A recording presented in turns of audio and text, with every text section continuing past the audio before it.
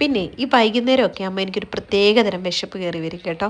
ഒരു ഉള്ളിവട, ഒരു ഉഴുന്നുവട, ഒരു ചായ, ഒരു പഴംപൊരിയൊക്കെ തിന്നാനുള്ള വിശപ്പ് കേട്ടോ.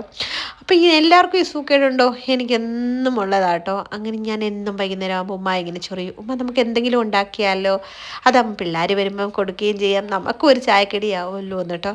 അങ്ങനെ എന്നും ഉമ്മ എൻ്റെ വലയിൽ വീഴാറുണ്ട്. അങ്ങനെ ഇന്ന് അവസാനം ഞങ്ങൾ ഉണ്ടാക്കാൻ തീരുമാനിച്ചു ഉള്ളിവടയാട്ടോ. പൊരിപ്പുകളുടെ രാജാവ്, എനിക്ക് ഏറ്റവും ഇഷ്ടം ഉള്ളിവടയാട്ടോ. നിങ്ങളുടെ ഇഷ്ടം ഒന്ന് കമൻറ്റ് ചെയ്തേക്കണം കേട്ടോ.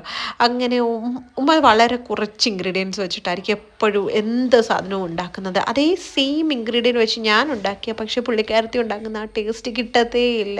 ചിലപ്പോൾ ഇതായിരിക്കും കൈപുണ്യം എന്ന് പറയുന്ന സാധനം, അതെനിക്കില്ലായിരിക്കും. പക്ഷേ ഈ ബൂസ്റ്റിൻ്റെ ചായ ഞാൻ ഉണ്ടാക്കിയതാട്ടോ, അത് അടിപൊളിയായിരുന്നു കേട്ടോ. അവസാനം ഉമ്മ ഉള്ളിവടയൊക്കെ പൊരിച്ചു, പിള്ളേരും വന്നു, പിള്ളേർക്കും കൊടുത്തു.